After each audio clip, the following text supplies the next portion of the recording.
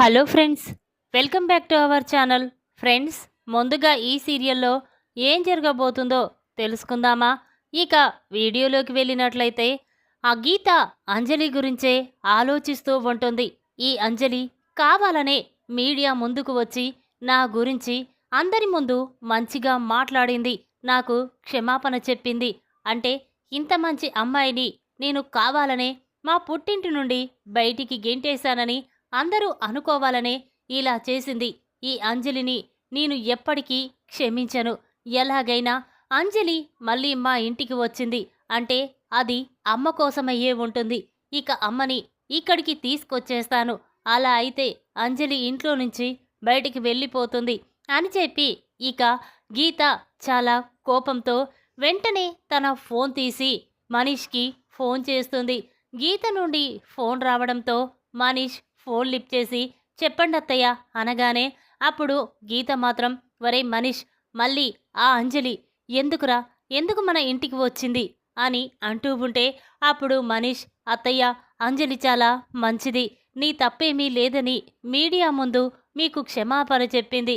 ఇక అంజలిని క్షమించేసే అత్తయ్య అని మనీష్ అనగానే అప్పుడు గీత, చూడ్రా, ఆ అంజలిని నేను జన్మలో క్షమించలేను. తన మొహం చూడడానికి కూడా ఇష్టపడను. తను ఏ ప్లాన్ ప్రకారం మళ్ళీ మన ఇంట్లో అడుగు పెట్టిందో నాకు తెలుసు. చూడు, వెంటనే అమ్మని తీసుకొని నువ్వు మా ఇంటికి వచ్చేసాయి. అమ్మ 4 రోజులు మా ఇంట్లో ఉంటుంది అని గీత అనగానే అప్పుడు మనీష్, అదేంటత్తయ్యా, తాతయ్య పోయి కొద్ది రోజులే అవుతుంది. ఇక మేము తాతయ్య గురించే ఆలోచిస్తూ బాధలో ఉన్నాము. ఇప్పుడు మళ్ళీ నానమ్మని తీసుకుపోవడమేంటి? లేదత్తయ్య, కొద్ది రోజులైనాక పంపిస్తాను అనగానే అప్పుడు గీత, లేదురా, అమ్మని తీసుకొని నువ్వు వెంటనే బయలుదేరి ఇక్కడికి వచ్చేసాయి. ఈ విషయం అన్నయ్యకుతో కూడా చెప్పు అనగానే అప్పుడు మనీష్, సరే అత్తయ్య, వెంటనే నేను నాన్ననడిగి వచ్చేస్తాను అని చెప్పి ఫోన్ పెట్టేస్తాడు. ఇక మనీష్ మాత్రం ఆ గీత అన్న మాటల గురించే ఆలోచిస్తూ ఉంటాడు. ఇదేంటి, అత్తయ్య నానమ్మని తీసుకురమ్మని చెప్తుంది, మరి ఇప్పుడు నానమ్మ అక్కడికి వెళ్తే అంజలి ఇక్కడే ఉంటుందా, లేక నానమ్మతో అక్కడికి వెళ్ళిపోతుందా అని కంగారు పడుతూ వెంటనే శంకర్ దగ్గరికి వెళ్తాడు. ఇక అది చూసిన శంకర్, ఏంట్రా మనీష్, నాతో ఏమైనా మాట్లాడాలా అనగానే అప్పుడు మనీష్, అవునానా, అత్తయ్య ఫోన్ చేసి నానమ్మని 4 రోజుల పాటు అక్కడే ఉండిపోవడానికి నన్ను తీసుకురమ్మని ఫోన్ చేసింది అని చెప్పగానే అప్పుడు శంకర్, అవునరా, చెల్లె కూడా నాన్న చనిపోయినందుకు చాలా బాధపడుతుంది. ఇప్పుడు చెల్లి అమ్మని చూసుకుంటూ, అమ్మలో నాన్నను చూసుకుంటూ చాలా సంతోషంగా గడిపేస్తుంది. 4 రోజులు అమ్మ అక్కడ ఉంటే చెల్లె కూడా నాన్న చనిపోయిన బాధ మర్చిపోతుంది. తీసుకువెళ్ళి చెల్లె దగ్గర వదిలిపెట్టేసాయి అని శంకర్ అనగానే ఆ మాటలు విన్న మనీష్, సరే నానా, మీ ఇష్టం అని చెప్పి ఇక వెంటనే రత్నం దగ్గరికి వచ్చి, నానమ్మ వెళ్దాం పద, అత్తయ్య నిన్ను వాళ్ళ ఇంటికి తీసుకురమ్మని ఫోన్ చేసింది అనగానే అప్పుడు రత్నం, సరేరా అమ్మ అంజలి, నువ్వు కూడా వెళ్ళి బట్టలు సర్దుకో, నువ్వు కూడా నాతో పాటు గీత ఇంటికి వచ్చేస్తున్నావు అని చెప్పగానే ఇక అంజలి ఒక్కసారే షాక్ అయిపోయి చూస్తూ ఉంటుంది. అదేంటి అమ్మమ్మ, నేను మేడం ఇంటికి రావడమేంటి? చూడు, మేడం నన్ను చూస్తేనే చాలా కోపంగా ఉంటున్నారు. ఇప్పుడు నేను అక్కడికి వచ్చి మళ్ళీ మీ 2 కుటుంబాల మధ్య గొడవలు పెట్టిందాన్ని అవుతాను. మీరు వెళ్ళిరండి అమ్మమ్మ అని అంజలి అనగానే అప్పుడు రత్నం, అంజలి, నీకు ఏమని చెప్పాను, మళ్ళీ నువ్వు అలాగే మాట్లాడుతున్నావు? చూడు, నాతో పాటు నువ్వు గీత ఇంటికి వస్తే నువ్వు కూడా అక్కడే ఉండిపోవచ్చు. నిన్ను గీత బయటికి వెళ్ళమని చెప్తే నేను చూసుకుంటాను కదా, వెళ్దాం పదా అని చెప్పగానే ఇక అంజలి, సరే అమ్మమ్మ అని చెప్పి ఇక లగేజ్ తీసుకొని అంజలి కూడా ఇక మనీష్తో రత్నంతో కలిసి గీత ఇంటికి వస్తుంది. ఇక ఇంతలోనే రత్నం అక్కడికి రావడం చూసిన గీత చాలా సంతోషంతో, అమ్మ, భవ్య, అందరూ రండి, అమ్మమ్మ వచ్చింది అని చెప్పి సంతోషంగా బయటికి వస్తుంది. అక్కడికి వచ్చి చూసేసరికి ఇక రత్నంతో అంజలి ఉండడం చూసిన గీత ఒక్కసారి షాక్ అయిపోతుంది. చాలా కోపంతో, ఏంటి మళ్ళీ ఏ మొహం పెట్టుకొని నా ఇంటికి వచ్చావు? నీ మొహం చూపించకూడదని చెప్పాను కదా, మళ్ళీ ఇక్కడికి ఎందుకు వచ్చావు? ఒరే మనీష్, చూస్తావేంట్రా, తనని బయటికి పంపించేసేయ్ అని గీత అనగానే ఆ మాటలు విన్న అంజలి చాలా బాధపడుతూ కన్నీళ్లు పెట్టుకుంటూ ఉంటుంది. ఇక తన మనసులో, అమ్మా, నేనమ్మా, నీ కూతురు అంజలిని. నేను చనిపోయామని నువ్వు అనుకుంటున్నావు, కానీ నీ కూతురిగా నేనింకా బ్రతికే ఉన్నాను. నీ కూతురునని తెలిస్తే నువ్వు ఎంత సంతోషపడతావో నాకు తెలుసు. కానీ ఇప్పుడు నేను నీ కూతుర్ననే చెప్పే పరిస్థితుల్లో లేనమ్మా అని బాధపడుతూ ఉంటే అప్పుడు రత్నం మాత్రం, ఏంటి గీత, ఏం మాట్లాడుతున్నావు? నన్ను చూసుకోవడానికి అంజలి నాతో పాటే ఇక్కడికి వచ్చింది. అలాంటి అంజలిని మళ్ళీ బయటికి పంపించడమేంటమ్మా? చూడు, తను తప్పు చేసిందని ఒప్పుకుంది. మీడియా ముందు నీకు క్షమాపణ కూడా చెప్పింది. నువ్వు అంజలిని క్షమించకపోతే ఎలాగమ్మా? కాస్త అర్థం చేసుకో తల్లి అని రత్నం అంటూ ఉంటే అప్పుడు ఆ గీత మాత్రం, లేదమ్మా, అప్పుడు కావాలని నాకు వార్నింగ్ ఇచ్చి ఇప్పుడు నిన్ను తనని మెడ పట్టుకొని బయటికి గెంటేశానని, ఇక ఎలాగైనా మళ్ళీ మన ఇంటికి రావడం కోసమే ఈ అంజలి ప్లాన్ వేసి నాకు క్షమాపణ చెప్పింది. మళ్ళీ అందరి ముందు నా పరువు తీయడం కోసమే నా ఇంటికి వస్తుంది అని గీత అంటుంది. అప్పుడు రత్నం, చూడమ్మా, ఇక నుండి నీ మాటకి ఎదురు చెప్పదు. నువ్వు ఎంత చెప్పితే అంతే. కానీ అంజలిని మాత్రం వెళ్ళిపోమ్మనొద్దు. నన్ను చూసుకోవడానికి నాకు తోడుగా అంజలిని నా దగ్గరే ఉంచమ్మా అని చెప్పి ఇక రత్నం అనగానే అప్పుడు గీత ఆలోచిస్తూ ఉండగా ఇక బాలచందర్ మాత్రం, ఏంటి గీతు, ఇంకా ఆలోచిస్తున్నావేంటి? చూడు, ఒక ఆడపిల్ల, పాపం తనిప్పుడు ఎక్కడికి వెళ్ళిపోతుంది చెప్పు? తను ఒక అనాథ కదా. అలాగే మన ఇంట్లోనే పన్ని పనులు చూసుకుంటూ ఉంటుంది. పాపం పంపించొద్దు గీతు, లోపలికి రమ్మని చెప్పు అనగానే అప్పుడు గీత వెంటనే, చూడు, నా భర్త చెప్పాడు కాబట్టి నిన్ను నా ఇంట్లోకి రానిస్తున్నాను. లేకపోతే మళ్ళీ మెడ పట్టుకొని బయటికి గెంటేసేదాన్ని అని చెప్పి ఇక గీత అనగానే ఇక రత్నం, మనీష్ అందరూ కూడా లోపలికి వెళ్తారు. ఇలా కొద్ది రోజులవుతుంది. ఇక రత్నం మాత్రం గీత దగ్గరికి వెళ్ళి, అమ్మా గీత, నేనొకటి అడగాలనుకుంటున్నాను అనగానే అప్పుడు గీత, అమ్మా చెప్పమ్మా, నువ్వు నన్ను అడగడమేంటి, చెప్పు, ఆర్డర్ వెయ్యి అనగానే అప్పుడు రత్నం మాత్రం, చూడమ్మా, నాన్న చనిపోయిన దగ్గర నుంచి నా మనసు ప్రశాంతంగా లేదు. అందరము కలిసి ఒక్కసారి గుడికి వెళ్దామమ్మా.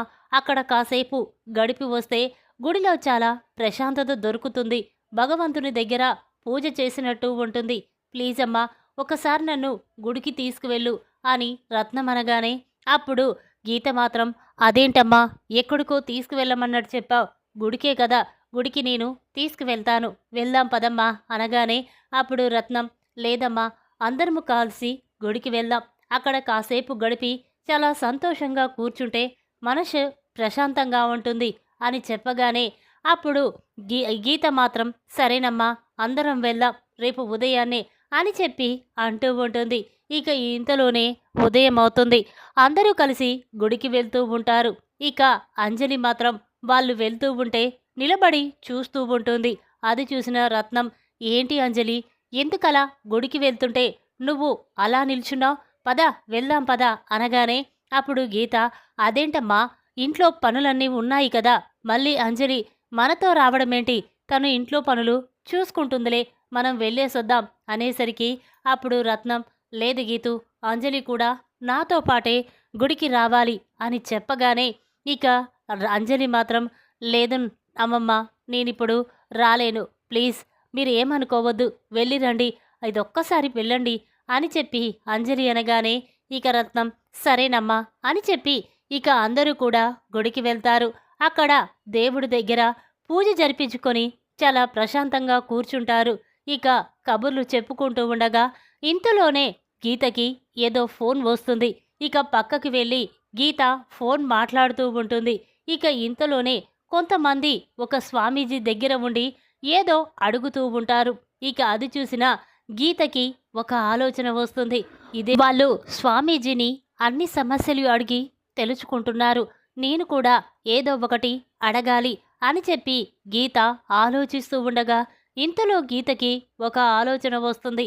అవును, ఆ రోజు నా కూతురు చనిపోయిందని మా అన్నయ్య నాన్న నాతో చెప్పారు. మళ్ళీ నాకు పెళ్లి చేశారు. ఒకవేళ నిజంగానే ఆ కూతురు చనిపోయిందా, బ్రతికే ఉందా, ఇప్పుడు ఈ స్వామీజీ ద్వారా తెలుసుకుంటాను అని చెప్పి ఇక వెంటనే గీత స్వామీజీ దగ్గరికి వచ్చి నిలబడుతుంది. ఇక అది చూసిన స్వామీజీ, ఏంటమ్మా, నీ కూతురు కోసం అడగడానికే నా దగ్గరికి వచ్చావా అని స్వామీజీ చెప్పగానే ఆ మాటలు విన్న గీత ఒక్కసారి స్టన్ అయిపోయి చూస్తూ ఉంటుంది. ఏంటి స్వామీజీ, ఏమంటున్నారు మీరు?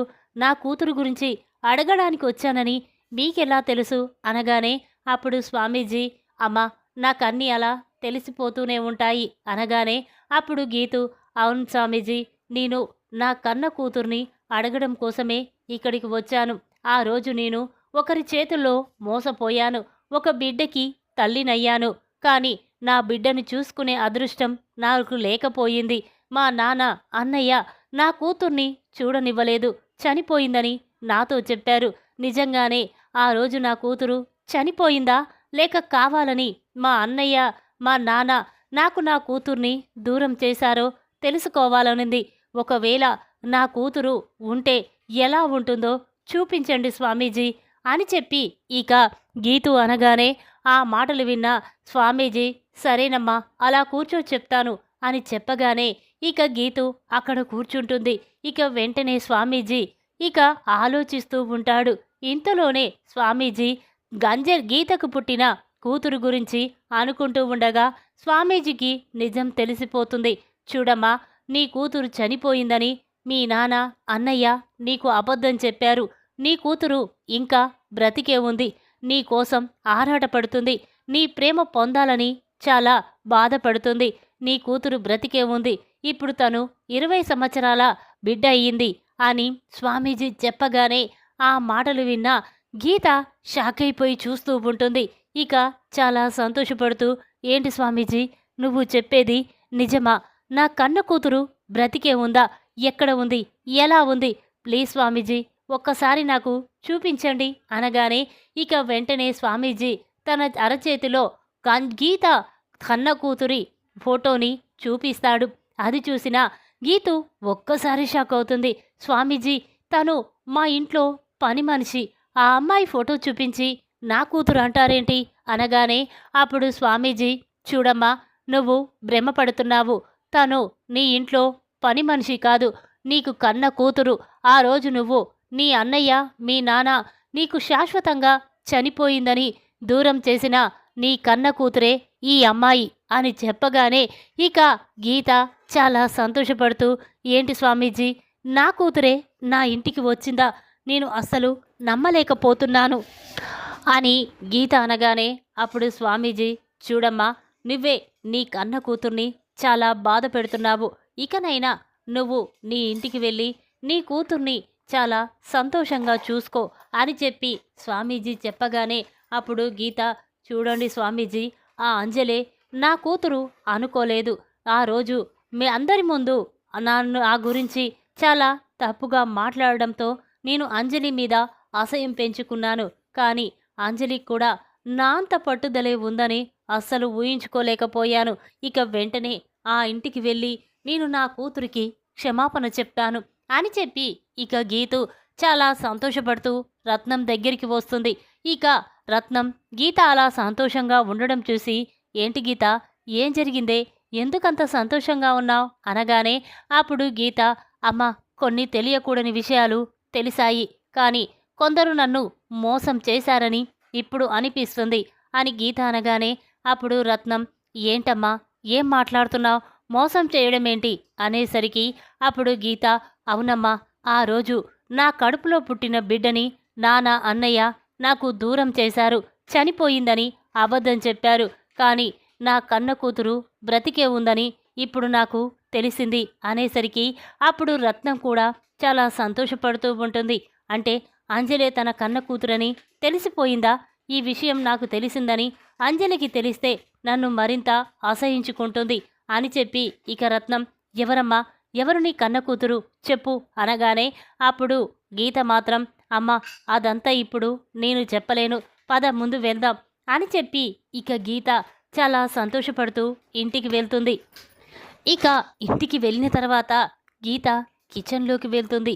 అంజలి అక్కడ వంట చేస్తూ ఉండగా గీత అంజలి వైపు పదే పదే చూస్తూ ఉంటుంది. అది చూసిన అంజలి ఇదేంటి ఎప్పుడు లేంది అమ్మ నా వైపు అలా చూస్తుందేంటి అని అనుకొని ఇక వెంటనే అంజలి గీత దగ్గరికి వచ్చి ఏంటి మేడం ఏమైనా కావాలా అనగానే అప్పుడు గీత చాలా బాధపడుతూ ఇక తన మనసులో అమ్మ నేను మేడంని కాదమ్మా నీ కన్న తల్లిని ఈ నిజాన్ని ఇప్పుడు నేను నీకు చెప్పలేని పరిస్థితుల్లో ఉన్నాను. కానీ ఏదో ఒకరోజు ఖచ్చితంగా నువ్వే నా కూతురు అన్న విషయాన్ని అందరి ముందు బయట పెడతాను అని గీత అనుకుంటూ ఉండగా ఇక అంజలి మాత్రం ఏంటి మేడం నేను అడుగుతూనే ఉన్నా మీరు మాత్రం సైలెంట్గా ఉన్నారేంటి అనగానే అప్పుడు గీత అమ్మ అంజలి ఒకసారి నాతో పాటు రామ్మా అని చెప్పి ఇక తన రూంలోకి తీసుకువెళ్తుంది. ఇక గీత గురించి అంజలి గురించి అన్ని వివరాలు అడిగి తెలుసుకుంటూ ఉంటుంది. అసలు నువ్వు ఎవరు ఎక్కడి నుంచి వచ్చావు నువ్వు మా నాన్నగారును నిన్ను ఎందుకు తీసుకొచ్చారో నీకు తెలుసా అనగానే అప్పుడు అంజలి ఏమీ తెలియనట్టు లేదు మేడం తాతయ్య గారు నన్ను ఎందుకు తీసుకొచ్చారో నాకు తెలియదు. కానీ అమ్మమ్మ మాత్రం తన కోసం వాళ్ళింట్లో ఉండిపోమ్మని చెప్తేనే ఉన్నాను అని చెప్పగానే ఇక గీత చాలా బాధపడుతూ అమ్మ అంజలి నేనే నీ కన్న తల్లిని అని చెప్పి ఇక అంజలిని చాలా ప్రేమగా చూసుకుంటూ ఉంటుంది.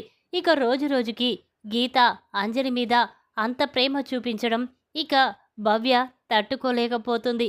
ఇక అది చూసిన భవ్య వెంటనే వాళ్ళమ్మ దగ్గరికి వచ్చి ఏంటమ్మా నువ్వు ఏం చేస్తున్నావో నీకైనా అర్థమవుతుందా?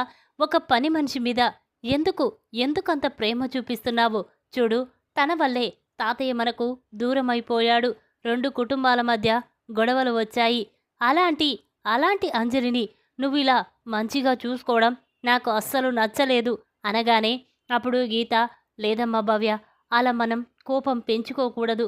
అంజలి నాకు క్షమాపణ చెప్పింది కదా ఇక తనని బాధ పెట్టడం ఇష్టం లేకనే ఇలా మంచిగా చూసుకుంటున్నాను అని చెప్పి ఇక గీత భవ్యకి చెప్తుంది. ఆ మాటలు విన్న బాలచందర్ ఏంటి గీతు నువ్వు అంజలి మీద అంత ప్రేమ చూపిస్తున్నా? ఆ రోజు అంజలి గురించి నేను 4 మాటలు మాట్లాడినందుకే నా మీద నువ్వు చాలా కోపంగా ఉన్నావు. అలాంటిది ఇప్పుడు నువ్వు అంజలిని అంత మంచిగా చూసుకుంటున్నావంటే ఏదో ఉంది. చెప్పు గీత ఏంటిదో అని బాలచందర్ అనగానే అప్పుడు గీత చాలా బాధపడుతూ ఉంటుంది. ఇక ఏమీ చెప్పకుండా చూడండి ఏ విషయమైనా ఏ రోజు తెలియాలో ఆ రోజే తెలిసిపోతుంది. ఇప్పుడు నన్ను ఏమీ అడగొద్దు. అంజలిని సంతోషంగా ఉంచుతున్నాను అని చెప్పి ఇక గీత అంటుంది. ఈ విధంగా గుడిలో స్వామీజీ ద్వారా అంజలే తన కన్న కూతురని తెలుసుకొని అంజలికి దగ్గరైపోయిన గీత షాక్లో మనీష్. ఈ వీడియో కనుక మీకు నచ్చినట్టయితే లైక్ చేయండి. మరిన్ని వీడియోల కోసం మా ఛానల్ని తప్పకుండా సబ్స్క్రైబ్ చేసుకోండి. Thanks for watching.